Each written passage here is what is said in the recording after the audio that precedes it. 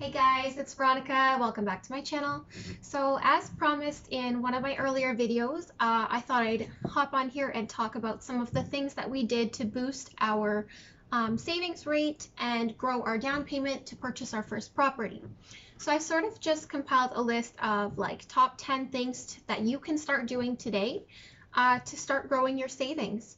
So the first thing I would do would be to open a savings account with limited access, meaning some sort of savings account where you cannot access it using your debit card. You would actually have to go into the branch or log in to access that money. And that is purely just so you are not tempted to touch that money.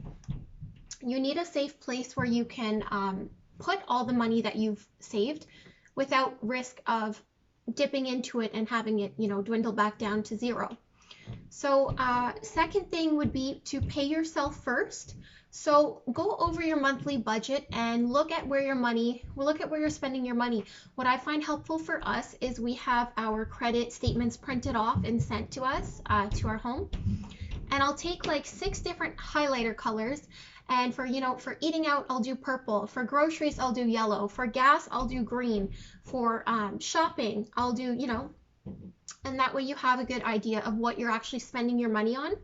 After you've done that for a month or two, and you've looked very closely where you can cut your budget, what you can trim down, what sort of memberships you can get rid of, then you need to decide on a figure that you'd like to put away for the month. So whether that be, $500 a month, $700 a month, $1,000 a month, you can decide that after you've taken a look at your spending to decide on a realistic figure.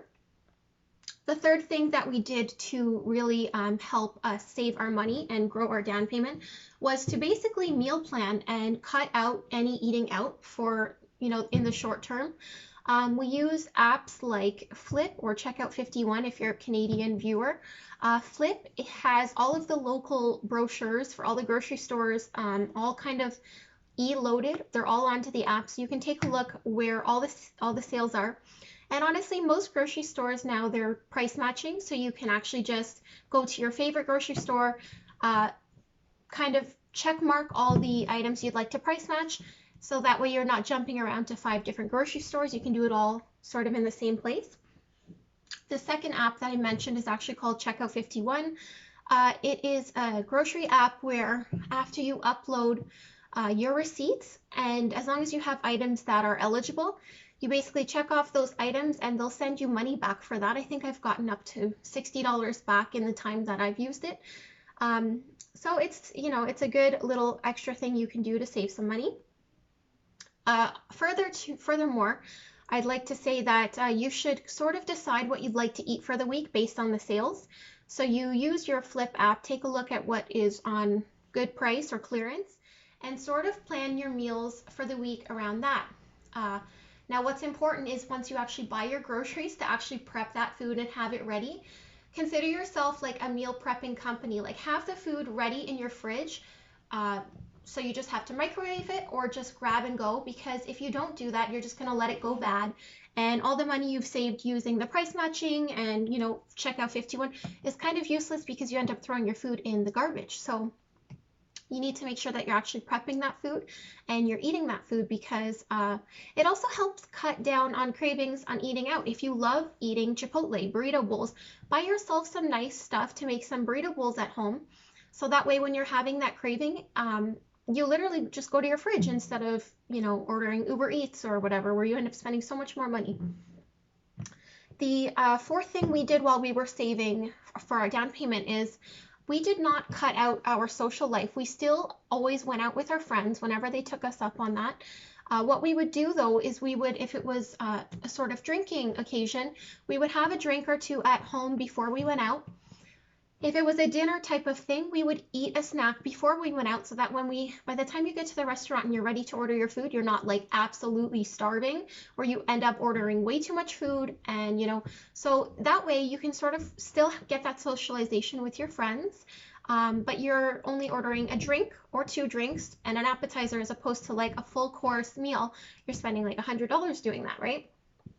So another thing we did to save our money was we shopped secondhand. So a lot of items that you need, whether they be clothing, kitchen gear, honestly, furniture, anything you can find at a grocery store, at a Walmart, at a Costco, you can find on Facebook Marketplace, Kijiji, etc. I would say 50 to 60% of the furniture in my home I have purchased on Facebook Marketplace or Kijiji, and I have saved so much money in doing so. Of course, there are some things you don't want to purchase secondhand, and those items you go to the store and pay full price for. But where you can do this, it does really help you and save your money. Next thing is when you feel like you need to purchase something. When you feel like, for example, this ring light, I decided to wait until my third video to purchase this ring light. I wanted it for a while, but I wanted to make sure I was committing to filming my videos before I treated myself to that. I may do without it. I borrowed a smaller version of a ring light from a family friend. But basically, I'm just mentioning this because if you feel like you need to purchase something, write it down in a note in your phone, on a pad of paper, in your planner, in your agenda, in your calendar, whatever. And if you find yourself still needing that item or wanting that item a week later, then grant yourself permission to purchase that item. But doing this really cuts down on sort of spur of the moment impulse buying, which is where a lot of your money ends up going, just mindless shopping. And I'm guilty of it too on Amazon. I try to keep it in my cart, and if it's there a week later and I still need it, I will go ahead and purchase that item. Next item I would say is if you have a day off, and I mean things are a little bit different now with quarantine, people are not really going out in public, but don't spend your days off in the malls, because the malls are where you end up spending most of your impulse buying. Even if you tell yourself you're not going to spend any money, you will find something that you either want or need, and I am so guilty of that. That's why I've totally stopped spending any of my free time in a mall. I will instead of asking a friend to go to the mall, I will invite them over for a potluck. We will plan a picnic. We'll go on a walk. We'll do a hike. We'll visit the beach. We'll visit sightseeing. All you have to do is Google free stuff to do in blank in your area, and you'll get a really nice list of things that you and your friends can do instead of spending time at the malls.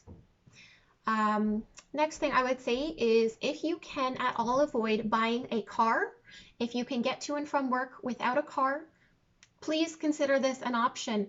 Cars can be money pits. Between insurance and registration every year and gas and maintenance and you name it, cars are just going to be so expensive. So if you can avoid it, I definitely recommend that. For families who need a car or even a second car, please consider purchasing your car secondhand and paying cash for it. There's no need to take out a loan for your car and pay interest and just make the dealership rich when all you need is transportation. So just don't buy a fancy car, buy a car that'll get you from A to B. And off of that, I'll just branch into, if you are interested in these types of things, definitely check out Dave Ramsey, because he's a huge proponent for purchasing a car in cash. So definitely check him out if that's the type of thing you're interested in saving money. The ninth thing I would mention would be to try and boost your income however possible. If your job is offering any overtime, draft pay, holiday pay, any type of extra bonus pay, take them up on that if you can, especially while you don't have any children, if you're a young adult. These are a few ways you can grind out and work to save that down payment just to get yourself in the market. You don't have to work like a crazy person for years. This is just to build up that first down payment, get yourself in the market, and let your money grow investing in that property. You put yourself in a great position of financial growth when you can finally get that down payment and get in the market. So all you have to do is just grind out for a few years, even just a couple years before you get your down payment. If you're unable to get any overtime or draft pay or whatever, I know my hours were cut, my husband, there's not as much overtime available, consider getting a second job or a third job, even if they're part-time, if it's one time a week. Anything helps as opposed to sitting on the couch on your day off. Just go out and earn some money. Again, guys, this is in the short term. This is just to get your down payment. You're not going to be working like crazy for the rest of your life, okay? The final thing that I wanted to mention you can do to boost your savings and get yourself your down payment is to sell items that you no longer use in your home. So if you have some clothes that don't fit you, a kitchen gadget, anything,